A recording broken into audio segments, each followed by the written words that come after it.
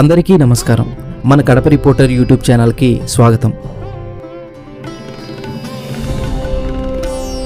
మన కడప ఆధ్యాత్మిక క్షేత్రాలకి బాగా ప్రసిద్ధి. అలాంటి మన కడప నగరంలో వెలిసిన శ్రీ విజయదుర్గాదేవి అమ్మవారు కడప ప్రజలకి చేరువగా అమ్మవారి ఆశీస్సులు అందిస్తూ చూడముచ్చటగా కొలువై ఉన్నారు. ఇక్కడ ఆలయానికి చేరుకుని అమ్మవారిని దర్శించి కొద్దిసేపు ఆలయ ప్రాంగణంలో కూర్చుంటే చాలు ప్రశాంతమైన మనసుతో బయటికి రావచ్చు. అలాంటి అందమైన మహిమ కలిగిన శ్రీ విజయదుర్గాదేవి అమ్మవారి ఆలయం గురించి ఇప్పుడు మన కడప రిపోర్టర్ యూట్యూబ్ ఛానల్లో తెలుసుకుందాం. వీడియో చూసిన వారు తప్పకుండా పూర్తి వరకు చూడండి. ఆలయంలో జరిగే విశిష్టమైన పూజా కార్యక్రమాలు, ఆలయ ప్రతిష్ట గురించి పూర్తిగా తెలుసుకోండి. అలాగే మన కడప రిపోర్టర్ యూట్యూబ్ ఛానల్ ని సబ్స్క్రైబ్ చేసుకుని అందరికీ షేర్ చేయండి, లైక్ చేయండి, వీలైతే గంట కొట్టి మన ఛానల్ నుండి వచ్చే వీడియోల నోటిఫికేషన్లు పొందండి.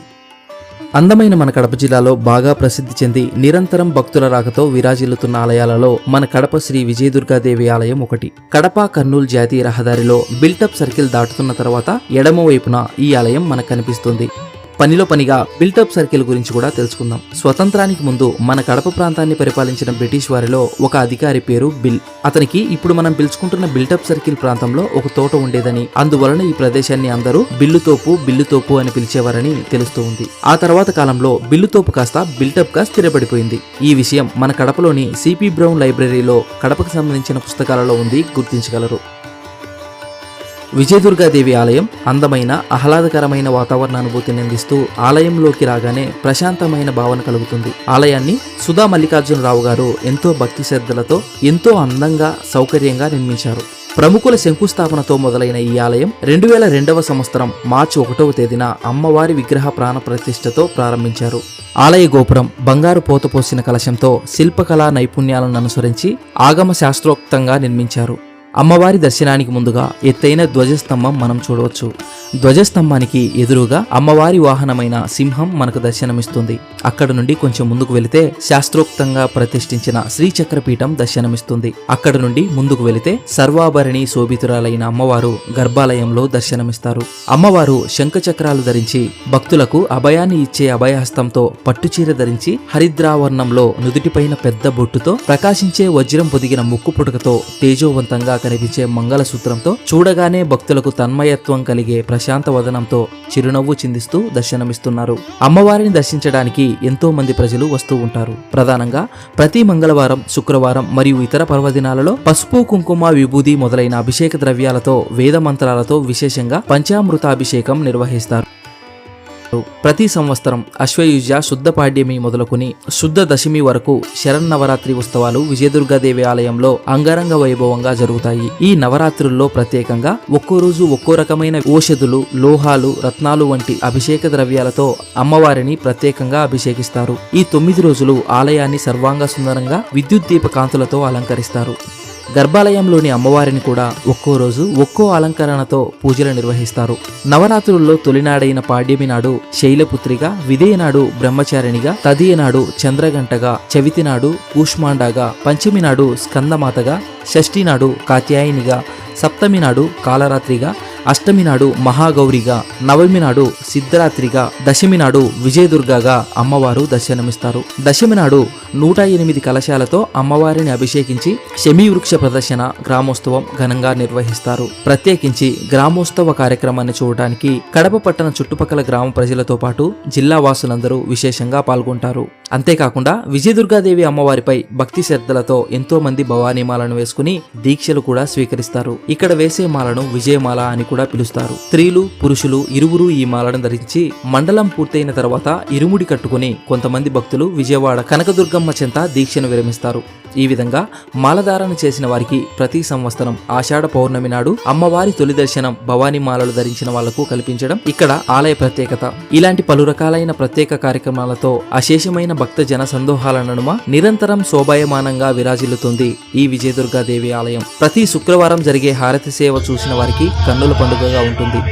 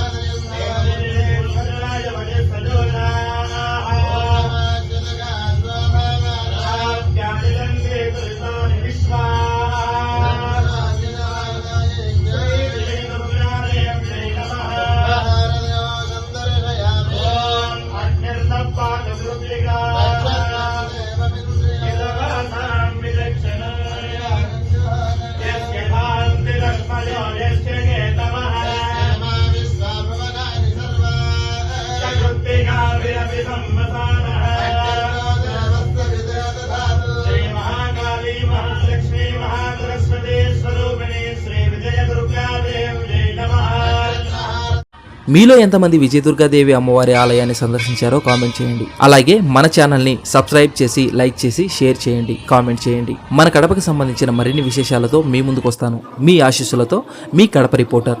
ధన్యవాదాలు.